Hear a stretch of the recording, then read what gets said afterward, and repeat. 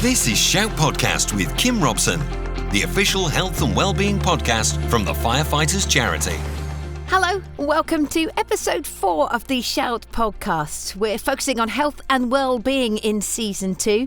We take a look at specific topics or issues in each episode, and this time around, it's all about living well in later life. As usual, we'll be speaking to experts and hearing from beneficiaries. And today we're chatting to the charity's Community Development Lead Clare Hannaford about socialising later in life. We find out more about the Living Well groups and how those groups have had to adapt during the pandemic. We're also going to join a Living Well group to listen to Claire speak with some of those beneficiaries and hear some of their experiences from the past year. Also later in this episode, content editor Rebecca Pocklington is speaking to physiotherapist Louise Lawton about the importance of staying active in later life. And we'll give you some simple ways to add some activity to your everyday. Don't forget, I'll be telling you more about a very special Shout Podcast Plus that's coming soon as well. But right now, let's get on with episode 4. So it's my pleasure to welcome to the podcast the Firefighters Charity's Communities Development Lead Clare Hannaford. Claire, it's been a strange year. Can you tell us about some of the challenges that some of our more senior members of the fire service community have faced over these last 12 months? Yes, I can. Oh, bless them. It's been a really difficult time, hasn't it?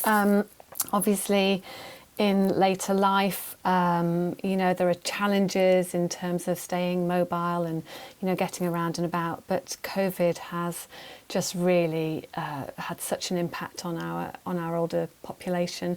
It's disproportionately affected them in terms of the impact. We know that for them getting COVID was could potentially be really problematic.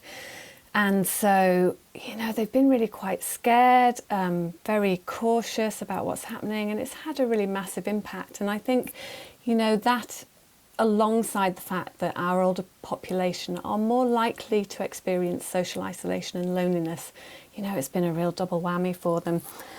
For some people it's been really devastating and very, very isolating, a very isolating experience. And that isolation could lead to, long-term problems and issues, couldn't it? Yeah, absolutely. Being lonely, it sounds like a small thing, and it's not. Age UK did a big study on this a few years ago and found that people who were chronically lonely, so persistently felt lonely, had a much poorer life experience. They equated it to the, it's the equivalent of smoking 15 cigarettes per day in terms of the health impact.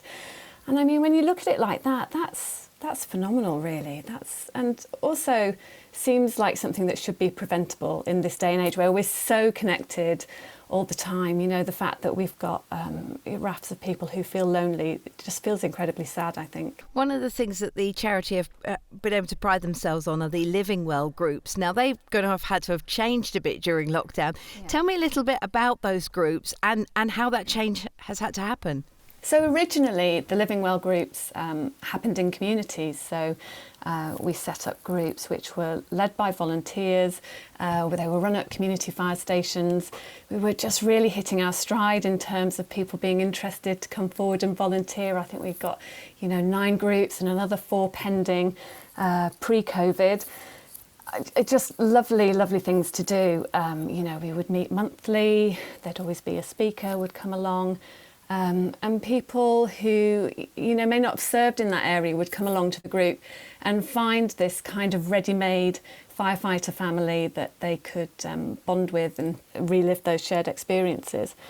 So, Living Well groups are just a real life-affirming experience when you go along. Lots and lots of laughter, really positive.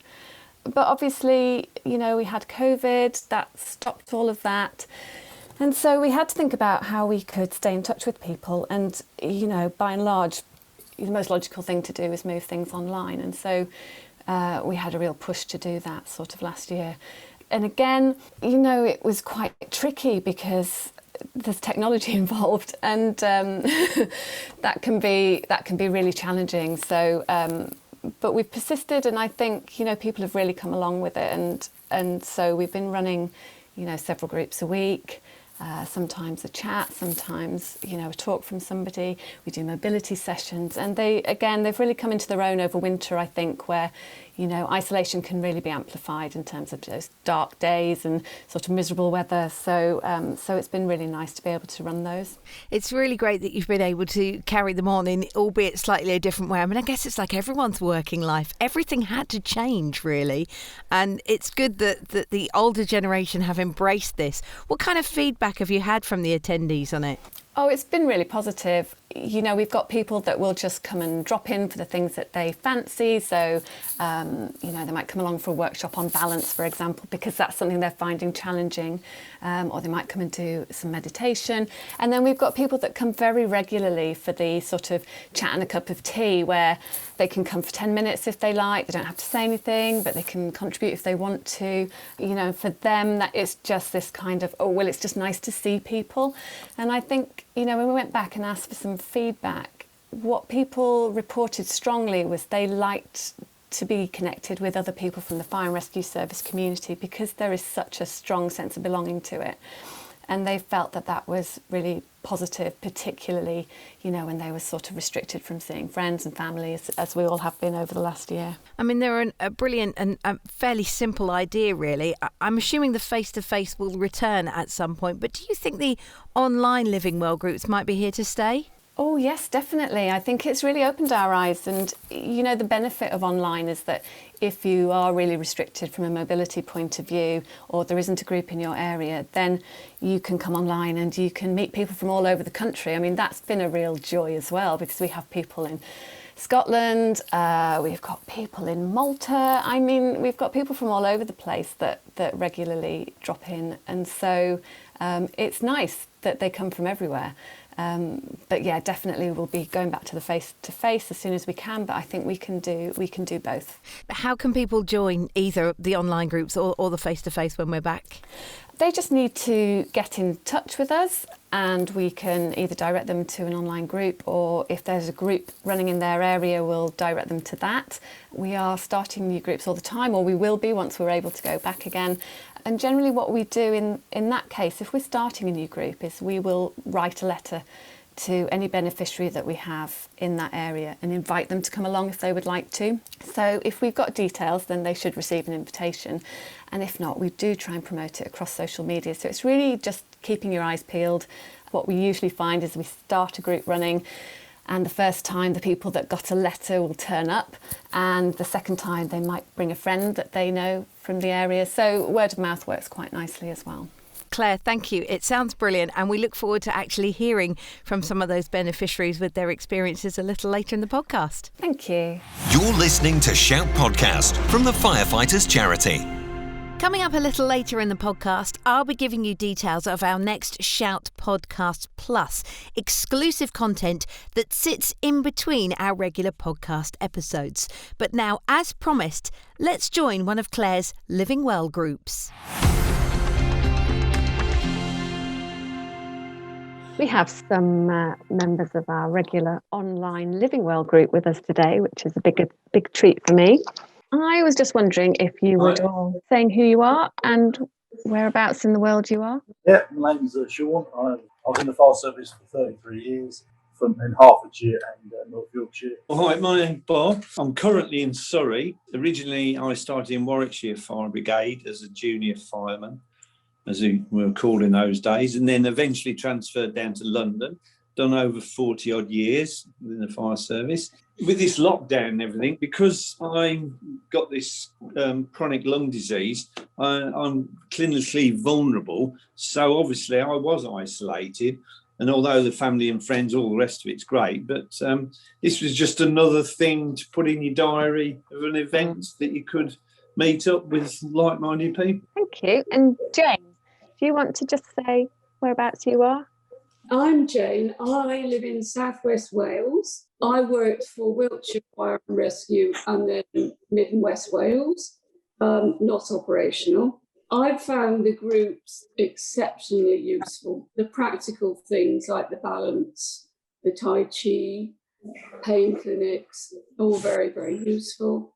It was nice for me to rebond with the fire service community because I haven't been with them for a long time. Prior to lockdown, very sadly, my husband passed away, so I was kind of double isolated. So it was a very, very excellent way of meeting people, talking and getting myself out of my head. Oh, that's great. Thanks, Jane. How did you first hear about the online group? Because obviously we've got Living Well groups that we run around the country, or whether you just heard about us from the online point of view and that's what attracted you to come during lockdown.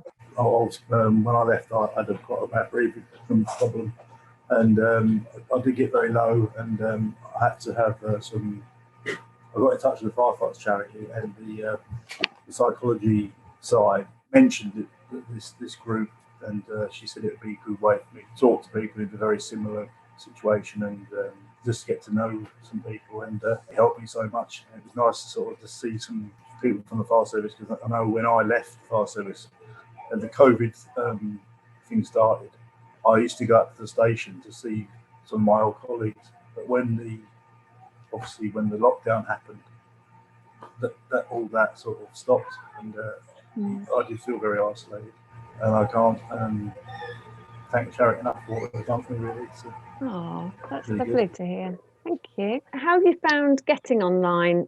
Jane, have you had any challenges? What was the technology like? For me, easy, because I'm doing a lot of Zoom work. So it was really easy. The links, for me, luckily, always worked. Everything you sent always came through. And what I also liked is when we weren't online, you'd always do a summary every week. We've done this, this, and this, and a programme for the week after. So it wasn't as if when we were offline, we were forgotten or left. So the email part of technology was as useful as the Zoom links. Did you all find that, when we sort of hit lockdown, that your kind of use of technology generally increased anyway? Were you sort of FaceTiming friends and family and what have you? What about you, Bob? And having kids, they put you right and sort you out and get you linked up. And yeah. Once you know what to press, what to do, then it's dead easy. But I always recommend people to get their grandchildren round to show them how it works. And they just do it in seconds, don't they? It's amazing. I think it's our generation want to know what's happening, and you don't press anything if you don't understand. So you never get off the ground. Whereas they just press everything, and it either works or doesn't work, but they just press something else. But we're sort of bored. If you press that, you could lose everything, and it's all gone. So you don't do it. So we do always say that if anybody wants to join us online and they're not sure, that we can do a practice run. So they don't have to not be able to work it in front of other people. What is it that you've liked doing? What's appealed to you about the online groups? Jane, do you want to go first? I've certainly liked the Tai Chi, the pain clinics, the situations that bring us knowledge, and the situations that allow us to practice, like the Tai Chi, and the balance clinic was brilliant. It really revolutionised what I thought I could do. And I really enjoyed the Christmas quiz. That was fun. And that got everyone together and got us all kind of leaving the groups on a high just before Christmas. So there's a little bit of, it's nice to learn something, but it's also nice to be with other people. There's a sleep session, that was really good. And the nutrition was good as well. What I like is when you send the emails out, you can sort of choose which one you want to go to, and there's no pressure for you to sort of go to every one. And Bob, you're a regular on our mobility sessions, aren't you? Yeah, I missed them when we didn't have them for a couple of weeks. What do you like about them? It's something to aim for, to put in your diary or in your memory that, right, you've got a mobility session for half an hour, whatever, and it's great. It just gets you going. Do you think it's been useful, like when you get to see people and they're from the fire and rescue service, do you sort of feel immediately that you've kind of got a connection with them anyway? Oh, definitely. I think that one of the biggest things people miss, I think, from the fire service is the banter and the camaraderie around the mess table, after a job, sometimes really bad, that you'd all sit and talk it through. Whereas once you retire, you miss all that. So this is a way of sort of linking in back with that. I'll just start to say it's the attitude of the firefighters charity. They get the fire service. They get what people I've been through and what you're sort of, sometimes you don't want to talk about things, but they get it out of you to talk about things. And I always find that they understand, they get it, you know what I mean, with the fire service. It makes it a lot easier for me to explain what's going on. And it's so nice to be able to do that. And it's sort of, it's helped so much. Oh, that's really lovely to hear. I think, you know, what we want to do is be able to provide you with the right support depending on, you know, what your requirements are. And of course, that comes in many different ways. But our Living Well groups, you know, have only been running in sort of a couple of years. It's very light touch, and it's, you know, it's really about social support as much as anything. But if that then allows you to look for support in other ways, or, you know, to come from other support to us, I think really whatever works for you is the main thing, isn't it? You're listening to Shout Podcast from the Firefighters Charity.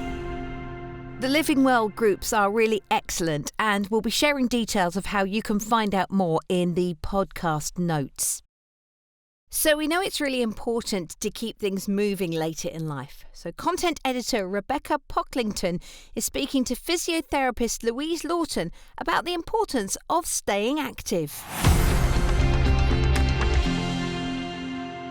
Hi Louise, thanks so much for joining us. Can we start by discussing why it's so important for your overall health to be active as you get older, both for your physical and for your mental health? Absolutely. I don't think you can underestimate how important it is to keep physically active as much as you possibly can. You know, from a bone health point of view, from muscle strengthening, from, you know, digestive to respiratory, being active helps all of these things. It helps your blood pressure, it helps your heart stay healthy. The people that I speak to always want to be able to maintain their own independence. They want to be able to wash and dress themselves. They want to be able to cook for themselves. They want to be able to get out and enjoy life and be active. Things do get harder as we get older. We recognise that. But we also recognise that, you know, even people that are 100 are able to improve their leg strength, their muscles, their general health and abilities.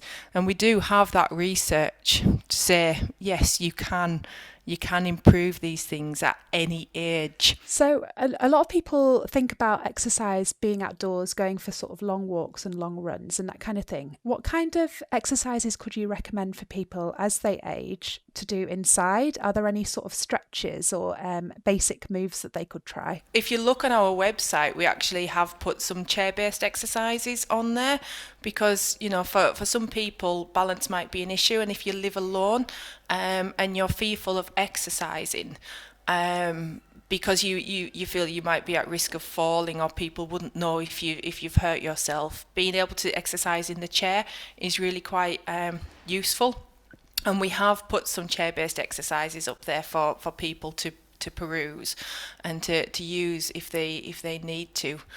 But having things like you know, cans of beans or a can that they can hold in their hand and use like a weight, so they could do bicep curls, or, you know, lift the can above their head. They can march on the spot, either in standing or in sitting, just using what's around you. We sometimes have people that play bingo with, if they hear a certain word on the TV, they have to do 2 or 3 sit to stands, for example. Or you'll have people that go, every time I go to the kettle, I'm going to do some heel raises. So they'll push up onto their tiptoes and back down again, which keeps their ankles a bit more mobile and is good general strengthening. Or they might practice standing on one leg whilst they're waiting for the kettle to boil. Just trying to build in a little bit of movement throughout the day would be very beneficial for most people. As a body, we are designed to be up and moving about a little bit. So if through circumstances you do feel like you're in the house a lot more and you're sitting for long periods, try to think of ways of breaking that up. So it could be even, you know, put the radio on instead of the TV and try a little dance. Or stand at the kitchen window and spot how many birds you can see. And every time you see a bird, do a little knee dip. It could be, like you said, just trying to to do some step ups on the bottom step of your stairs if you feel that's safe and appropriate to do so. It really doesn't have to be complicated, and it doesn't have to be expensive, and it doesn't have to be for long periods of time. And if when you've done that you think, actually I do feel a little bit better, it is easier for me to get out of the chair, it's easier for me to get out of bed, I can go to the toilet easier, then you're more inclined to do it a little bit more again. So that 2 minutes might lead to 4 minutes, and before you know it, you'll be feeling a lot stronger. As a charity, we, like much of the world, have changed our service delivery somewhat over the last year, ensuring we continue to deliver our services through more innovative digital technologies. How have we helped people stay active over the last year, and how will we continue to do so going forwards? Well, we've got lots of ways of doing it. I mean, currently we've got the Living Well groups. I've done exercise with people online through online assessments, and being able to watch them do their exercises in the kitchen and make amendments to technique and all of those things. We've got a portfolio of exercises that you can access via the website, and we've got lots of new resources from that point of view.